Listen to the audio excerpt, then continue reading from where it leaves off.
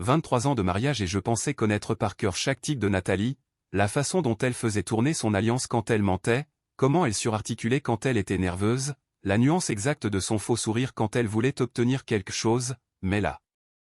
C'était un territoire inconnu. Damien, s'il te plaît, dit-elle en se tenant dans l'encadrement de la porte de la cuisine comme si elle bloquait une issue de secours, juste pour cette fois, tu ne peux pas appeler la conférence? Les filles ont besoin de toi ici. J'ai levé les yeux de mon café et du journal étalé sur notre comptoir en granit. Léa était déjà partie au lycée et Chloé ne se lèverait pas avant 1 heure, la maison semblait trop calme, comme le calme avant la tempête. Depuis quand t'intéresses-tu au fait que j'assiste ou non aux conférences de ton travail, ai-je demandé en gardant une voix neutre, d'habitude, tu me pousses pratiquement dehors en me disant à quel point c'est ennuyeux. Son rire sonnait faux, cassant. Ce n'est pas juste, je pensais simplement qu'on pourrait passer un week-end ensemble en famille. En famille, vraiment? La même famille pour laquelle elle travaillait tard 3 soirs par semaine depuis 2 mois, la même famille où elle avait commencé à verrouiller son téléphone par mot de passe et à prendre des appels dans le garage. Je m'appelle Damien Mercier et je dirige Mercier Électricité depuis 15 ans, j'ai démarré de rien après la crise cardiaque de mon père et j'en ai fait la plus grande entreprise d'installation électrique commerciale de la région. On ne survit pas dans le bâtiment en ignorant les panneaux d'avertissement et ma femme émettait plus de signaux d'alerte qu'une sirène incendie. Qu'est-ce qui se passe vraiment, Nat? J'ai plié le journal pour lui accorder toute mon attention, tu agis bizarrement depuis des semaines. Elle a encore fait tourner cette bague, bingo. Je ne vois pas de quoi tu parles, sa voix est montée d'un demi-octave, je veux juste passer du temps avec mon mari, c'est si terrible que ça. La conférence avait lieu au Grand Hôtel du Centre, le même hôtel où son entreprise, Delorme Conseil, tenait ses réunions trimestrielles, le même hôtel où elle avait passé la nuit lors des 3 dernières conférences en prétendant que les sessions finissaient trop tard pour rentrer. Je n'avais jamais remis ça en question auparavant, peut-être que j'aurais dû. Les filles iront bien, ai-je dit en me levant pour rincer ma tasse dans l'évier, Chloé a son tournoi de foot et Léa dort chez Manon, elles ne sauront même pas que je suis parti. Le visage de Nathalie est devenu pâle, vraiment pâle, comme si on avait drainé toute la couleur de ses joues. Mais j'ai déjà dit à Richard que tu ne viendrais pas. Richard Delorme, son patron, le consultant beau-parleur qu'il avait embauché il y a 2 ans pour gérer la comptabilité de son entreprise, ce même Richard qui appelait à la maison à des heures indues, toujours pour une question urgente sur des rapports trimestriels ou des dossiers clients. Tu lui as dit quoi? J'ai gardé ma voix calme mais quelque chose de froid se propageait dans ma poitrine, pourquoi lui dirais-tu quoi que ce soit sur mon emploi du temps? Il a juste demandé si des conjoints venaient et j'ai dit non, elle pédalait dans la semoule maintenant, les mots se bousculant pour justifier les réservations du dîner. Les réservations du dîner, c'est ça. Je suis passé devant elle vers le couloir et elle m'a carrément attrapé le bras. Damien, s'il te plaît, n'y va pas. Le désespoir dans sa voix m'a stoppé net, en 23 ans je n'avais jamais entendu Nathalie supplier pour quoi que ce soit, elle était la reine des glaces, celle qui pouvait négocier avec des entrepreneurs et des directeurs d'école avec la même impitoyabilité, elle ne suppliait pas. Pourquoi? Je me suis tourné vers elle, donne-moi une seule bonne raison pour laquelle je ne devrais pas soutenir ma femme à sa conférence professionnelle. Elle a ouvert la bouche, l'a refermée, l'a rouverte. Je ne peux pas. Tu ne peux pas ou tu ne veux pas. S'il te plaît, fais-moi juste confiance sur ce coup-là, confiance. Le mot a plané entre nous comme un fil électrique dénudé. J'ai regardé ma femme de 23 ans, je l'ai vraiment regardée, les nouvelles mèches dans ses cheveux qui coûtaient plus cher que la mensualité de ma camionnette, l'abonnement à la salle de sport qu'elle avait soudainement commencé à utiliser religieusement. Les vêtements qui semblaient un peu trop serrés, un peu trop jeunes, l'alliance qu'elle continuait de faire tourner. Je vais y réfléchir, ai-je dit. Le soulagement a inondé son visage. Merci, J'ai juste dit que j'y réfléchirais. Je l'ai laissé planter dans la cuisine et je suis monté prendre ma douche, mais je ne pensais pas à rester à la maison, je pensais au grand hôtel et à pourquoi ma femme voulait si désespérément m'en tenir éloigné. Le temps que je sois habillé et prêt à partir au travail, Nathalie avait disparu, sa voiture n'était plus dans l'allée et il n'y avait pas de mots, juste l'odeur persistante de son parfum et l'écho de ce « s'il te plaît » désespéré dans mes oreilles. Au bureau, j'ai essayé de me concentrer sur le chantier Haussmann, une refonte électrique complète d'un immeuble de bureaux de 30 étages qui occuperait mon équipe pour les 8 prochains mois, mais mon esprit revenait sans cesse au visage de Nathalie, à la panique que j'y avais lue. Patron? Mon chef de chantier, Charles Robert, a passé la tête par la porte de mon bureau. Ça va? Tu fixes ces plans depuis 20 minutes sans tourner une page. Charles était avec moi depuis le début, à l'époque où Mercier Elec n'était que moi et une fourgonnette pleine d'outils, c'était ce que j'avais de plus proche d'un meilleur ami et l'une des rares personnes capables de me lire comme un schéma électrique. Juste fatigué, ai-je dit, nuit courte. Il est entré dans le bureau et a fermé la porte derrière lui. Nathalie te cause encore des soucis? Encore? Parce que Charles avait aussi remarqué les changements, la façon dont elle avait arrêté de venir au barbecue de l'entreprise, comment elle commençait à trouver des excuses pour éviter tout événement où elle devrait jouer l'épouse solidaire. Elle ne veut pas que j'aille à sa conférence ce week-end. Charles a haussé un sourcil. C'est nouveau ça, d'habitude elle adore exhiber son mari qui a réussi. C'est ce que je me suis dit, je me suis adossé à mon fauteuil, mais elle m'a pratiquement supplié de rester à la maison, elle a dit que les filles avaient besoin de moi ici. Les filles qui ne sont jamais à la maison le week-end de toute façon? Ces filles-là? Charles est resté silencieux un moment, étudiant mon visage. Tu veux un conseil de quelqu'un qui a déjà vécu cette danse? L'ex-femme de Charles lui avait pris la moitié de ses biens et son chien, il avait appris à la dure que parfois la personne qui dort à côté de toi est celle en qui tu devrais avoir le moins confiance. Je t'écoute. Fais confiance à ton instinct, si quelque chose te semble louche, ça l'est probablement, il a marqué une pause, et si tu décides d'aller à cette conférence quand même, peut-être ne le mentionne pas à Nathalie avant. Après le départ de Charles, je suis resté seul dans mon bureau, écoutant les bruits familiers du chantier filtrant à travers les murs, marteau et perceuse, et le juron créatif occasionnel quand quelqu'un découvrait que l'électricien précédent avait fait une connerie, des bruits normaux. Prévisibles, contrairement au comportement de ma femme. J'ai sorti mon téléphone et fait défiler nos SMS des dernières semaines, de courts échanges fonctionnels sur les horaires et les listes de courses, rien de personnel, rien de chaleureux. Quand avions-nous arrêté de nous parler? Quand avait-elle cessé d'être la femme que j'avais épousée? Mon téléphone a vibré avec un nouveau message de Nathalie, merci de ta compréhension, je t'aime. J'ai fixé ces 3 mots, quand était la dernière fois qu'elle les avait dit sans y être poussée? Quand avait-il semblé sincère plutôt qu'obligatoire pour la dernière fois? J'ai répondu au moi aussi, mais au moment d'envoyer, je faisais déjà d'autres plans. La conférence au Grand Hôtel commençait vendredi soir avec une réception de bienvenue, Nathalie serait là à jouer la consultante professionnelle, réseautant avec clients et collègues, et je serais là aussi, qu'elle le veuille ou non. Car 23 ans de mariage m'avaient appris à lire les signes et chaque instinct en moi hurlait que ma femme cachait quelque chose de gros, quelque chose qui nécessitait de garder son mari aussi loin que possible. J'ai pris mon téléphone et composé le numéro de l'hôtel. Grand Hôtel du Centre, comment puis-je vous aider? Je voudrais réserver une chambre pour ce week-end, vendredi et samedi soir. Certainement monsieur, à quel nom? J'ai regardé la photo encadrée sur mon bureau, Nathalie et moi à la remise des diplômes du collège de Léa, souriant tous les deux sincèrement. Mercier, Damien Mercier. Le vendredi soir est arrivé avec ce genre de fraîcheur automnale qui vous fait apprécier les sièges chauffants de la voiture, j'avais dit aux filles que je travaillais tard sur le chantier Haussmann, ce qui n'était pas entièrement un mensonge, j'avais travaillé tard, juste pas ce soir. Ce soir, je conduisais vers le centre-ville avec une boule au ventre et des questions dont je n'étais pas sûr de vouloir les réponses. Le grand hôtel s'élevait sur 23 étages dans le ciel s'assombrissant, ses fenêtres brillant comme un circuit imprimé dans la nuit, j'étais passé devant ce bâtiment 1000 fois mais ce soir il semblait différent, ce soir il ressemblait à un territoire ennemi. Je me suis garé dans le parking visiteur et je suis resté assis un moment, le moteur tic-tacant en refroidissant, mon téléphone affichait 3 appels manqués de Nathalie, tous dans leur passé, je n'avais répondu à aucun. Le hall était tout en marbre et laiton, le genre d'élégance discrète qui chuchotait frais de société et plutôt que de le crier, un petit panneau près des ascenseurs annonçait la conférence trimestrielle de l'Orme Conseil avec une flèche pointant vers la mezzanine. Je ne me suis pas dirigé vers les ascenseurs, à la place j'ai marché vers le bar de l'hôtel, un espace tamisé appelé le lounge qui surplombait le hall à travers des baies vitrées. Si Nathalie était là, si elle réseautait ou socialisait ou peu importe comment elle appelait ça, c'est là qu'elle serait. Le bar était modérément rempli pour un vendredi soir, voyageurs d'affaires et participants à la conférence regroupés autour de tables hautes, leur conversation se mêlant au jazz doux et au tintement des verres. J'ai trouvé une place au comptoir d'où je pouvais observer la salle sans être trop évident. « Qu'est-ce que je vous sers ?» Le barman était un homme grand et mince aux tempes grisonnantes avec ce genre de sourire facile qui vient d'années à écouter les problèmes des autres.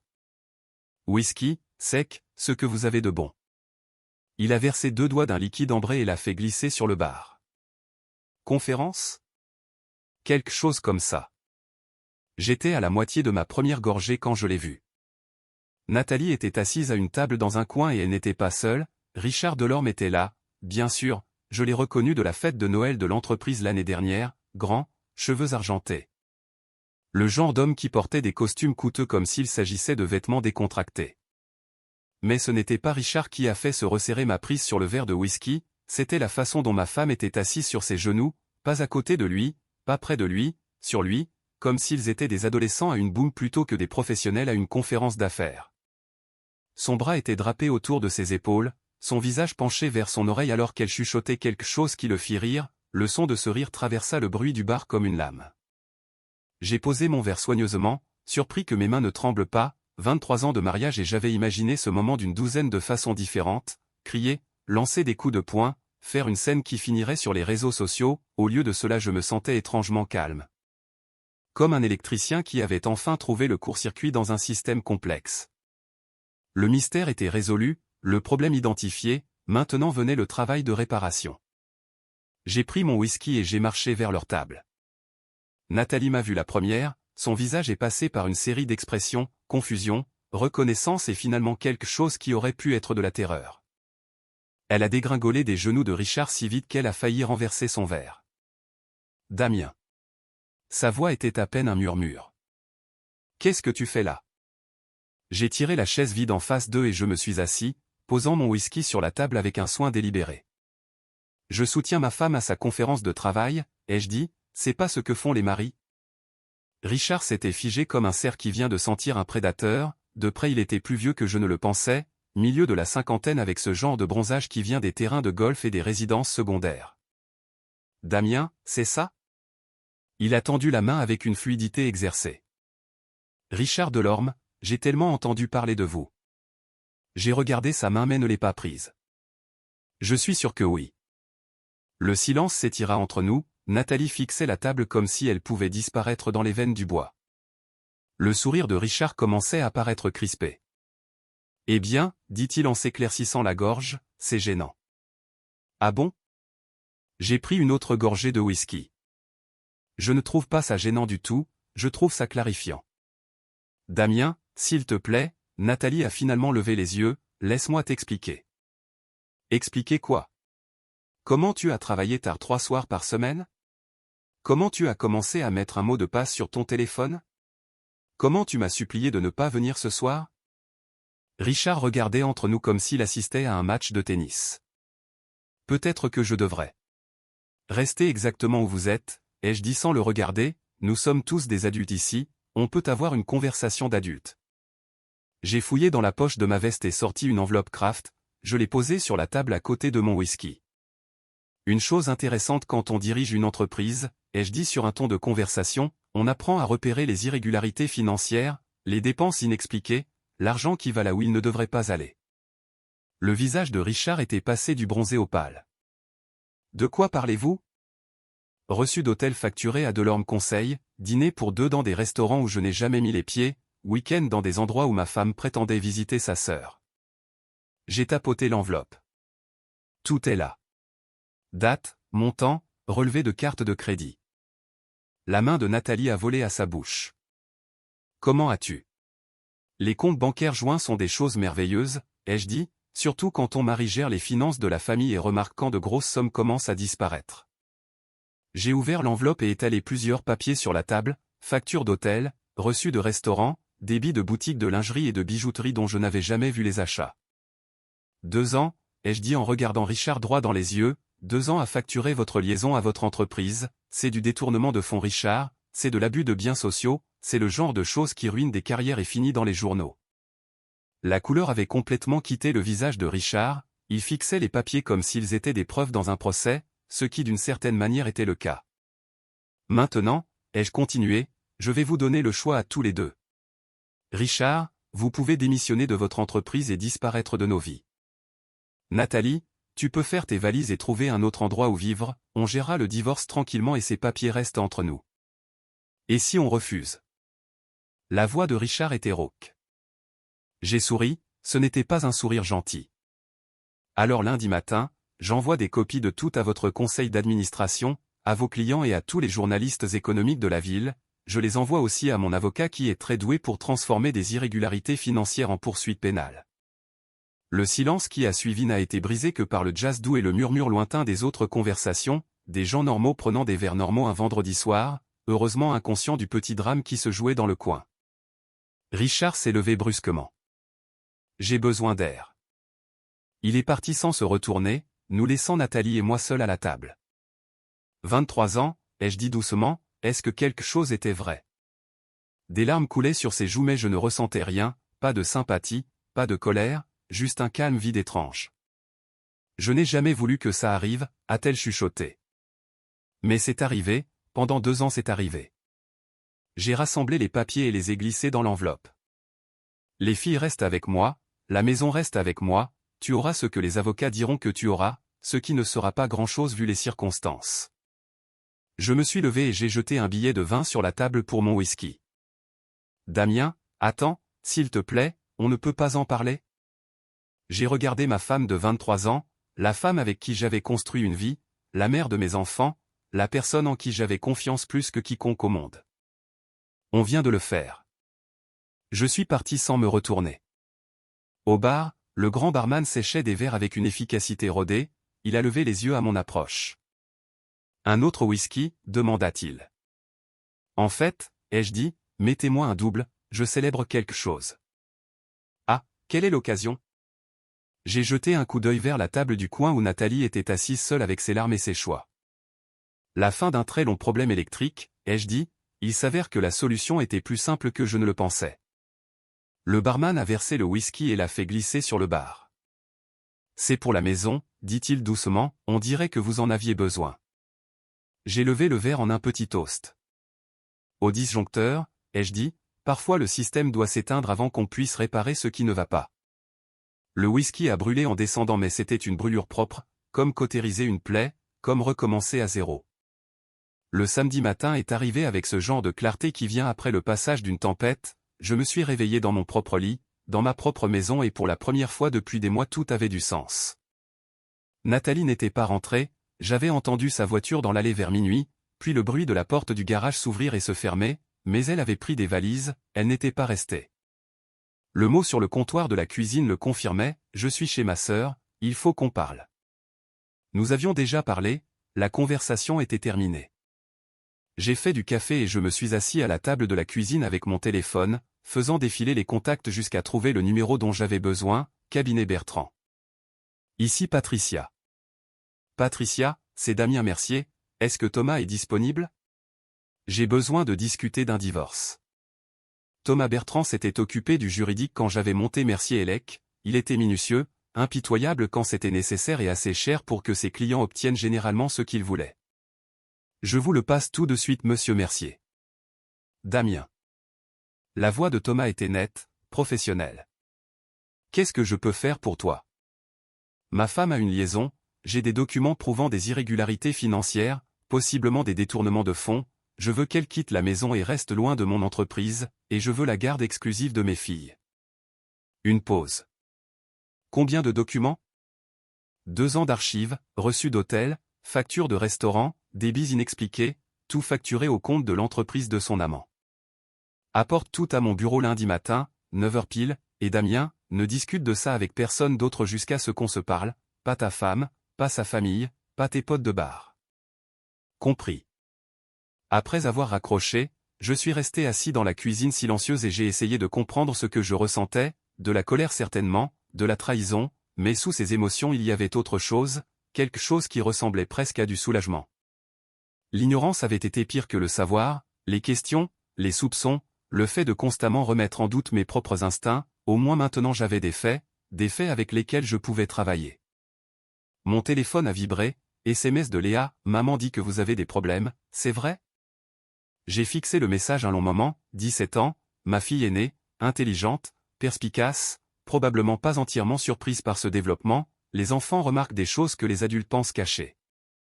J'ai répondu, ta mère et moi devons régler certaines choses mais ça n'a rien à voir avec toi et Chloé, vous êtes toutes les deux aimées et en sécurité, on peut parler quand je rentre de chez Manon?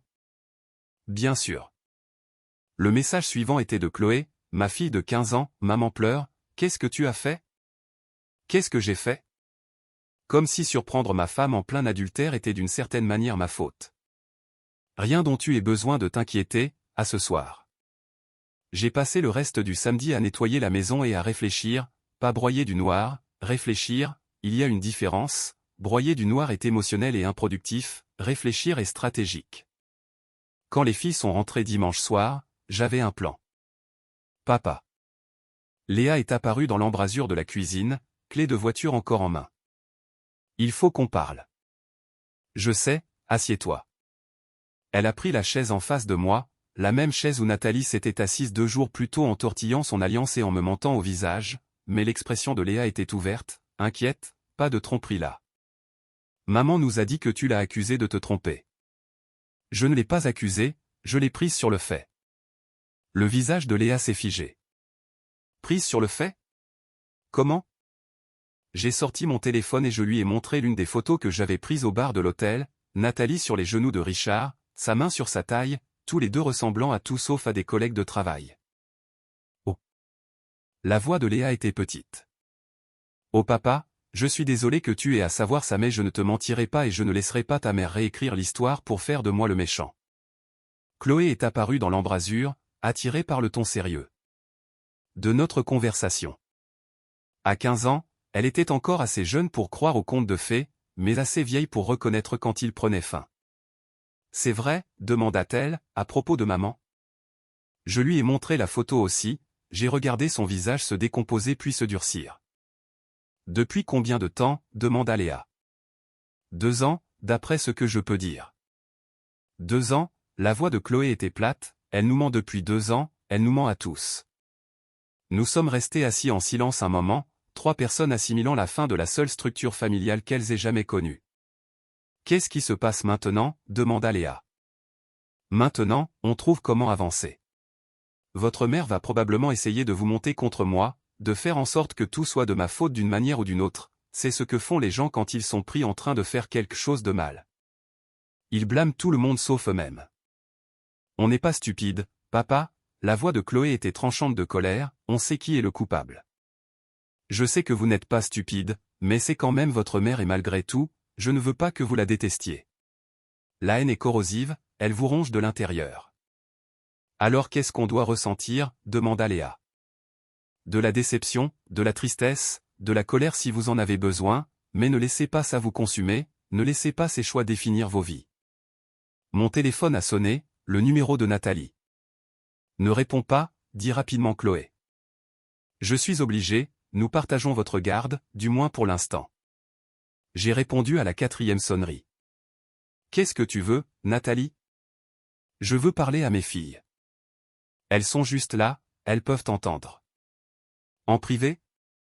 Non, les conversations privées sont la raison pour laquelle on est dans ce pétrin, tout est au grand jour maintenant. Une longue pause. Alors tu n'avais pas le droit de leur montrer cette photo. J'avais tous les droits, ce sont mes filles aussi et elles méritent la vérité. La vérité? Sa voix montait vers l'hystérie. La vérité c'est que tu as été émotionnellement absent pendant des années, la vérité c'est que tu tiens plus à ton entreprise qu'à ta famille, la vérité c'est que j'ai trouvé quelqu'un qui fait vraiment attention à moi. J'ai regardé mes filles, qui écoutaient toutes les deux avec des expressions de dégoût croissant. La vérité, ai-je dit calmement, c'est que tu as fait un choix, tu as choisi d'avoir une liaison au lieu de travailler sur notre mariage, tu as choisi de mentir au lieu d'être honnête, tu as choisi de voler de l'argent pour financer ta liaison au lieu d'utiliser le tien. C'était tes choix, Nathalie, assume-les. Je veux voir mes filles. Alors appelle ton avocat et organise un droit de visite par les voies légales. J'ai raccroché. Elle essaie vraiment de te blâmer, a dit Léa, ce n'était pas une question. Les gens qui se font prendre le font généralement, c'est plus facile que d'accepter la responsabilité. Et pour l'école, demanda Chloé. Est-ce que les gens vont savoir? C'était une bonne question, petite ville, grand commérage, Richard Delorme était bien connu dans les cercles d'affaires et son entreprise avait des clients dans toute la région, ça ne resterait pas calme longtemps, probablement. Mais ce n'est pas votre honte à porter, c'est la sienne. Et la sienne, ajouta sombrement Léa. Et la sienne. Nous avons commandé des pizzas et passé la soirée à regarder des films, prétendant que les choses étaient normales, mais la normalité avait disparu, probablement pour toujours, nous créons une nouvelle normalité maintenant, une conversation à la fois.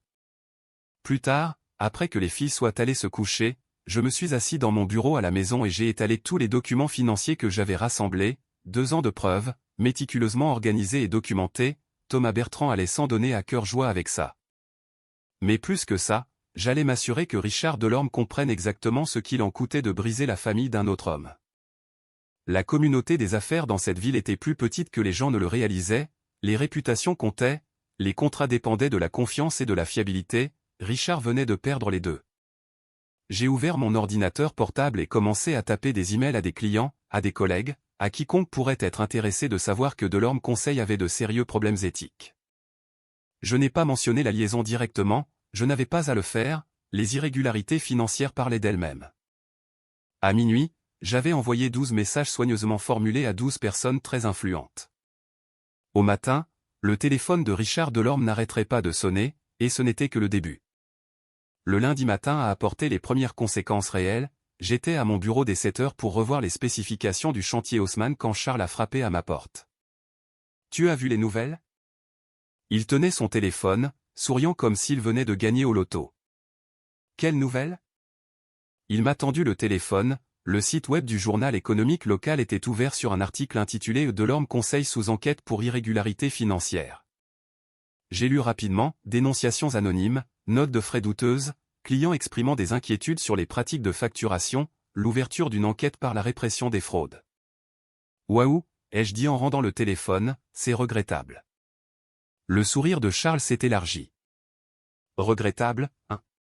Tu ne saurais rien à propos de ces dénonciations anonymes, par hasard? Je n'ai aucune idée de ce dont tu parles.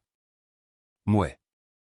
En tout cas, celui qui les a envoyés a bien bossé son sujet, l'article mentionne des dates et des montants précis, des dénonciations anonymes très détaillées. Mon propre téléphone a sonné, Thomas Bertrand. Damien, je viens de voir les infos, dis-moi que tu n'as pas parlé aux journalistes. Je n'ai pas parlé aux journalistes. Mais tu as parlé à quelqu'un. J'ai partagé quelques inquiétudes concernant des irrégularités financières avec des contacts professionnels appropriés, en tant que membre responsable de la communauté. Une pause. Combien de contacts? 12. Bon sang, Damien, tu viens d'atomiser la carrière de ce type.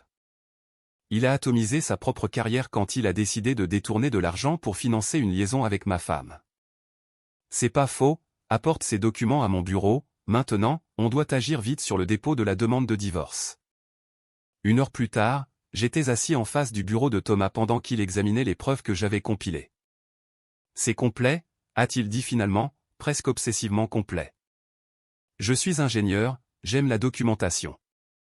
Eh bien, ta documentation obsessive vient de faire de ça l'affaire de divorce la plus facile que j'ai traitée en 20 ans, elle n'aura rien à part ce que la loi exige, et ce ne sera pas grand-chose. Et pour la garde?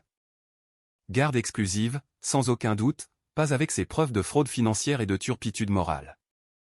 Turpitude morale, j'aimais bien cette expression. Combien de temps? 6 mois, peut-être moins si elle ne se bat pas, mais Damien, elle va se battre, les gens comme ça se battent toujours, ils ne peuvent pas accepter qu'ils ont perdu. Il avait raison, mon téléphone avait sonné toute la matinée, Nathalie, sa sœur, sa mère, même quelques amis communs qui avaient apparemment été recrutés pour la campagne Sauvons le mariage de Nathalie. Je les avais tous ignorés. Il y a autre chose, a dit Thomas, les irrégularités financières que tu as documentées, le procureur de la République pourrait être intéressé, ça pourrait aller au-delà du tribunal des affaires familiales. Bien. Tu es sûr de ça? Des poursuites pénales rendraient l'affaire très publique, très sale. J'ai pensé à mes filles, à la honte qu'elles auraient à porter si ça devenait une affaire criminelle. Puis j'ai pensé à Richard Delorme assis dans son bureau coûteux, pensant probablement qu'il pourrait laisser passer l'orage et reprendre les affaires comme d'habitude. Laisse-moi y réfléchir. J'ai quitté le bureau de Thomas et conduit jusqu'au chantier Haussmann, parfois le travail physique m'aidait à réfléchir et j'avais besoin de penser à jusqu'où j'étais prêt à aller. La réponse est venue plus tôt que prévu, je vérifiais les gaines électriques au 15e étage quand mon téléphone a vibré. SMS d'un numéro inconnu, c'est Richard, il faut qu'on parle. J'ai fixé le message un moment, puis j'ai répondu, non, on n'a pas à se parler. Je peux faire disparaître tout ça, l'enquête, la presse, tout. Comment? J'ai des relations, des gens qui me doivent des faveurs, mais j'ai besoin que vous lâchiez l'affaire. J'ai failli rire. Même maintenant, même avec sa carrière en train de couler, il pensait pouvoir négocier sa sortie. Vous n'êtes pas en position d'exiger quoi que ce soit. Richard, votre femme m'aime, elle ne reviendra pas vers vous peu importe ce que vous me faites. Ça m'a stoppé net. Pas parce que ça faisait mal, j'avais dépassé le stade de vouloir que Nathalie revienne, mais parce que ça révélait quelque chose d'important sur l'état d'esprit de Richard. Il pensait encore que tout ça consistait à reconquérir Nathalie, il n'avait aucune idée de ce dont il s'agissait vraiment. J'ai tapé soigneusement, il ne s'agit pas de ma femme, il s'agit de conséquences. Vous avez volé de l'argent, Richard, vous avez commis une fraude, ce sont des crimes avec de vraies peines. Je peux rembourser. Trop tard pour ça. Qu'est-ce que vous voulez? J'ai regardé par la fenêtre la ville étendue sous mes yeux, quelque part là-bas Richard Delorme était probablement assis dans son bureau, regardant sa vie soigneusement construite s'effondrer pièce par pièce, comme la mienne s'était effondrée vendredi soir dans ce bar d'hôtel. Je veux que vous compreniez quelque chose, ai-je tapé, vous n'avez pas juste eu une liaison avec ma femme, vous avez volé votre entreprise pour la payer. Vous avez transformé mon mariage en note de frais, vous avez fait de moi un complice involontaire de votre fraude chaque fois que j'ai signé une déclaration d'impôt commune ou approuvé un relevé bancaire. La réponse est venue rapidement, ça ne devait pas se passer comme ça. Mais ça s'est passé comme ça, et maintenant vous devez vivre avec les conséquences. J'ai rangé mon téléphone et me suis remis au travail, mais 20 minutes plus tard, il a sonné. Le numéro de Richard. Quoi, ai-je répondu. S'il vous plaît. Sa voix était tremblante, désespérée. Je démissionnerai de l'entreprise, je disparaîtrai, je ne contacterai plus jamais Nathalie, faites juste arrêter ça. Vous auriez dû y penser avant de décider de voler de l'argent pour financer votre crise de la cinquantaine. Je ferai n'importe quoi. Il n'y a rien que vous puissiez faire, ce n'est plus entre mes mains maintenant, la répression des fraudes a ouvert une enquête, le procureur examine le dossier, je ne pourrai pas l'arrêter même si je le voulais. C'est vous qui avez commencé. Non, Richard, c'est vous qui avez commencé il y a 2 ans quand vous avez décidé de mettre les dépenses de votre liaison sur la carte de crédit de votre entreprise, moi j'ai juste fini le travail. J'ai raccroché et éteint mon téléphone, pour la première fois depuis des mois, j'avais l'impression de pouvoir respirer à nouveau. Les semaines suivantes sont passées dans un flou de réunions juridiques, de dépôts de plaintes et de destruction sociale soigneusement orchestrées. La vie de Richard Delorme s'est effilochée avec la précision d'une démolition contrôlée. L'enquête officielle a mené à la fuite des clients, la fuite des clients a mené à des problèmes de trésorerie, les problèmes de trésorerie ont mené à des licenciements, y compris celui de Nathalie. Elle a emménagé chez sa sœur et a commencé à chercher un nouveau travail dans un marché où tout le monde savait pourquoi elle avait été virée du précédent. La procédure de divorce a été brutale mais efficace, Thomas Bertrand avait eu raison, avec les preuves que j'avais fournies, Nathalie n'avait aucun moyen de pression. Elle a obtenu le minimum requis par la loi et rien de plus. La maison, l'entreprise, les comptes retraites, les filles, tout est resté avec moi. Mais je n'étais pas satisfait, pas encore. Le problème avec Richard Delorme, c'est qu'il pensait encore pouvoir sauver quelque chose du naufrage. Il avait trouvé un nouveau travail dans un cabinet de conseil plus petit, accepté une baisse de salaire, déménagé dans un appartement moins cher. Il faisait profil bas, attendant que le scandale passe, ce n'était pas acceptable. Je voulais qu'il comprenne que certaines actions ont des conséquences permanentes. Je voulais qu'il sache que détruire une famille n'était pas juste un revers de carrière, c'était une erreur qui changeait la vie et qui le suivrait pour toujours. Alors j'ai commencé à passer des coups de fil. Construction Haussmann, ici Michel. Michel, c'est Damien Mercier, comment avance l'électricité sur l'immeuble de bureau? Super Damien, ton équipe fait de l'excellent boulot comme d'habitude. Ravi de l'entendre. Et, j'ai entendu dire que vous cherchiez un nouveau consultant en gestion de projet. C'est vrai, tu connais quelqu'un. Je connais quelqu'un à éviter, Richard Delorme, il a de sérieux problèmes d'éthique, irrégularités financières, ce genre de choses. Merci du tuyau Damien, on l'évitera. Un appel est devenu 5, 5 sont devenus 10, 10 sont devenus 20. Le nouveau job de Richard a duré exactement 6 semaines, son job suivant en a duré 3, après ça, plus personne ne voulait l'embaucher. Je prenais un café avec Charles un matin quand il a abordé le sujet. Tu sais que les gens commencent à t'appeler le Terminator? Qu'est-ce que tu veux dire? Je veux dire que la carrière de Richard Delorme est plus terminée qu'un mauvais raccord de câble, il paraît qu'il ne peut se faire embaucher nulle part dans la région. C'est regrettable. La voix de Charles était sérieuse. Je ne dis pas que le type ne l'a pas mérité, mais peut-être qu'il est temps de lever le pied, tu as prouvé ton point. Vraiment? Son cabinet de conseil l'a viré la semaine dernière, il travaille dans la vente maintenant, à 45 ans le type vend de l'électroménager chez Darty. Bien, ai-je pensé, mais je ne l'ai pas dit à voix haute. Et pour Nathalie, demanda Charles. C'était une question plus compliquée. Nathalie avait trouvé un emploi dans un petit cabinet comptable, mais c'était un temps partiel mal payé. Elle avait déménagé de chez sa sœur vers un studio dans le pire quartier de la ville.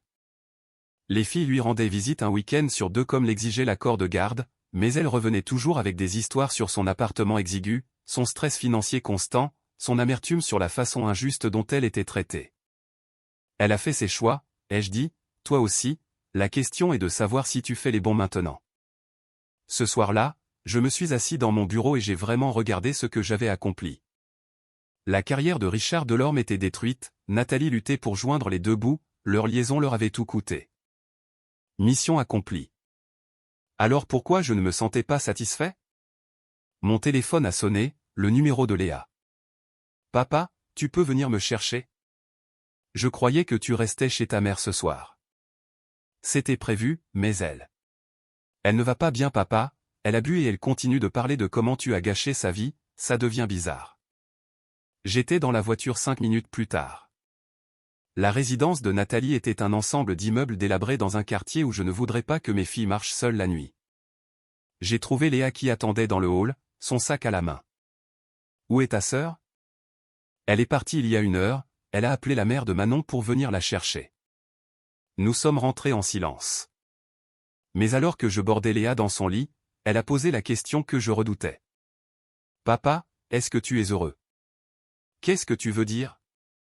Je veux dire, tu as eu tout ce que tu voulais, le divorce, la maison, notre garde, maman et Richard ont tout perdu. Est-ce que tu es heureux maintenant? Je me suis assis au bord de son lit et j'ai vraiment considéré la question. Je ne suis pas malheureux, ai-je dit finalement. Ce n'est pas la même chose. Non, ce n'était pas pareil. Tu penses que je suis allé trop loin? Léa est restée silencieuse un long moment.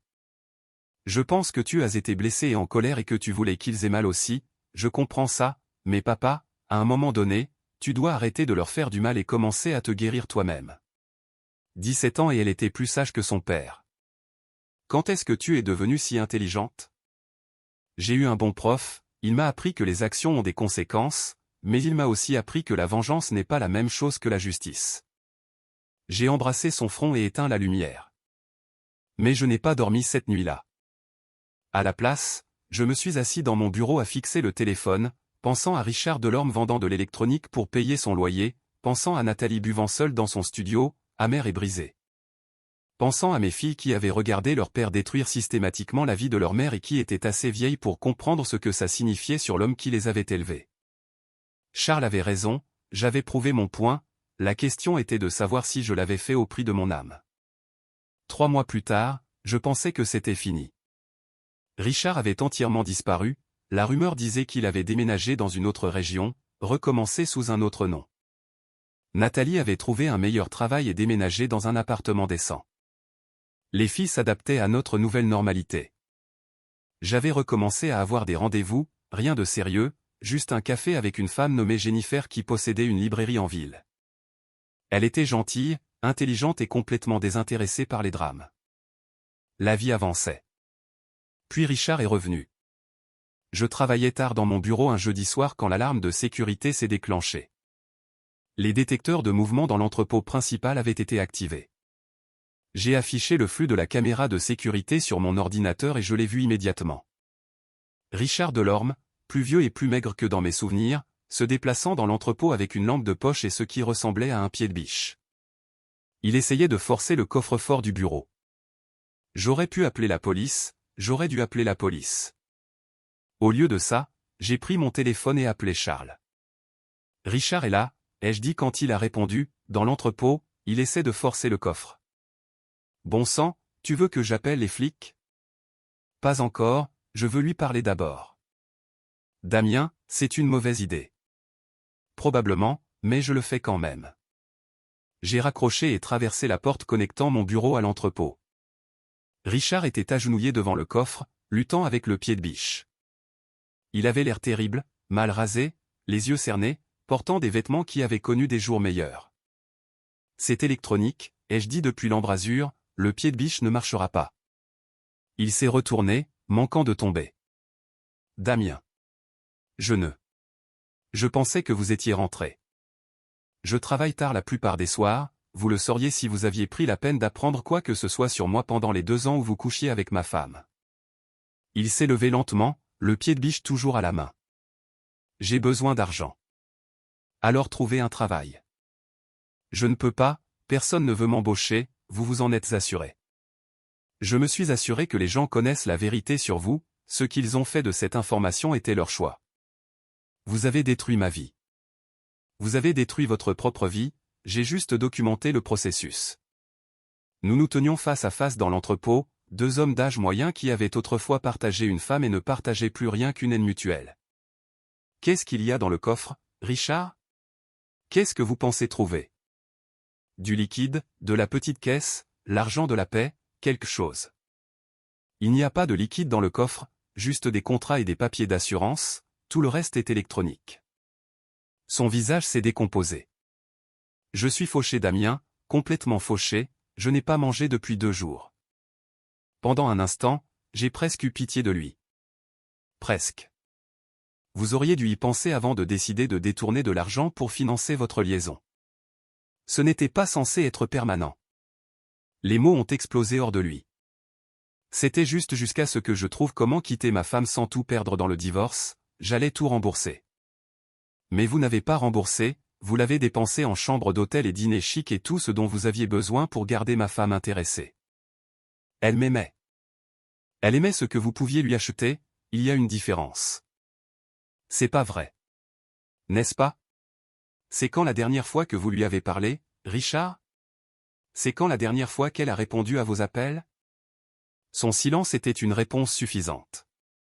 Elle est passée à autre chose, ai-je continué, trouver un nouveau boulot, un nouvel appart, probablement un nouvel homme alors qu'il est, elle vous a complètement oublié. La ferme. La vérité blesse, n'est-ce pas? Vous avez tout abandonné pour une femme qui vous utilisait de la même façon que vous utilisiez l'argent de votre entreprise, vous étiez juste une autre ressource à exploiter. La ferme. Il a levé le pied de biche et pendant un instant j'ai pensé qu'il allait vraiment essayer de me frapper avec, mais ses épaules se sont affaissées et il l'a laissé tomber au sol. Qu'est-ce que vous voulez de moi, a-t-il chuchoté. Je veux que vous compreniez quelque chose, je veux que vous compreniez que ce que vous avez fait n'était pas juste une liaison, ce n'était pas juste une erreur. Vous ne m'avez pas seulement blessé moi, vous avez blessé mes filles, vous avez détruit leur sentiment de sécurité, leur confiance envers les adultes, leur croyance que les familles restent ensemble. Je n'ai jamais voulu. Je me fiche de ce que vous vouliez, je me soucie de ce que vous avez fait, et ce que vous avez fait était égoïste, cruel et stupide. Je me suis approché jusqu'à ce que nous soyons à quelques mètres l'un de l'autre. Mais voilà le truc Richard, je suis fatigué de porter cette colère, je suis fatigué de vous laisser vivre gratuitement dans ma tête. Alors je vais vous faire une offre. Il a levé les yeux, l'espoir vacillant dans son regard. Je vais vous donner 5 000 € en liquide, assez pour recommencer quelque part ailleurs, quelque part loin d'ici. Mais en échange, je ne veux plus jamais vous voir, je ne veux plus jamais entendre votre nom, vous disparaissez complètement et définitivement. 5 000, à prendre ou à laisser, mais si vous laissez, j'appelle la police et je vous fais arrêter pour effraction. Il m'a fixé un long moment. Pourquoi? Parce que j'ai des filles qui regardent comment je gère ça et je veux qu'elles voient que parfois la chose la plus forte qu'on puisse faire est de s'éloigner. Je suis allé à mon bureau et je suis revenu avec une enveloppe d'argent, de l'argent que je gardais pour les urgences. 5 000 € exactement comme promis. Il y a une gare routière au centre-ville, ai-je dit en lui tendant l'enveloppe, je vous suggère de l'utiliser. Il a pris l'argent avec des mains tremblantes. Damien, Partez, c'est tout. Je l'ai regardé sortir de l'entrepôt et disparaître dans la nuit. Puis j'ai rappelé Charles. C'est fini, ai-je dit, il est parti. Parti? Pour de bon? Pour de bon. Le lendemain matin, j'ai dit aux filles ce qui s'était passé, pas les détails, juste que Richard était passé chercher de l'argent et que je lui en avais donné assez pour quitter la ville définitivement. Tu es d'accord avec ça? Demanda Léa. Je crois. Et toi? Je pense que c'était la bonne chose à faire, dit-elle. Maman a fait de mauvais choix mais c'est toujours notre maman, et détruire sa vie ne rendait pas la nôtre meilleure. Chloé a hoché la tête en signe d'accord. En plus, c'était un peu effrayant de te voir si en colère tout le temps. Je n'étais pas en colère tout le temps. Papa, la voix de Léa était douce mais ferme, tu étais en colère tout le temps. Elle avait raison, j'avais été en colère tout le temps. En colère contre Nathalie, contre Richard, contre moi-même pour ne pas avoir vu les signes plus tôt. La colère était devenue si constante que j'avais arrêté de la remarquer, comme un bruit de fond qu'on ignore après un moment. J'y travaille, ai-je dit. On sait, et on est fier de toi pour l'avoir laissé partir. Cet après-midi-là, j'ai appelé Jennifer et lui ai demandé si elle voulait dîner, pas un café, un dîner, quelque part de sympa avec des serviettes en tissu et du vin et la possibilité d'un futur qui n'était pas défini par le passé. J'aimerais beaucoup, a-t-elle dit. Bien, parce que je pense que je suis enfin prêt à avancer. Qu'est-ce qui a changé? J'ai regardé autour de mon bureau, les photos de famille et les récompenses professionnelles et toutes les preuves d'une vie bien vécue malgré ces complications récentes. J'ai réalisé que la meilleure vengeance n'est pas de détruire la vie de quelqu'un d'autre, ai-je dit, c'est de s'en construire une meilleure pour soi-même. Ça semble très sage. Ma fille m'a appris ça, une fille intelligente, la plus intelligente.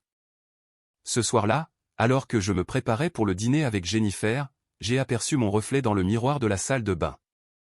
Pour la première fois depuis des mois, l'homme qui me regardait n'avait pas l'air en colère, il ressemblait à quelqu'un qui était prêt à recommencer, quelqu'un qui comprenait que parfois la chose la plus forte qu'on puisse faire est de basculer le disjoncteur. Réinitialiser le système et recommencer à zéro. Le circuit était enfin complet.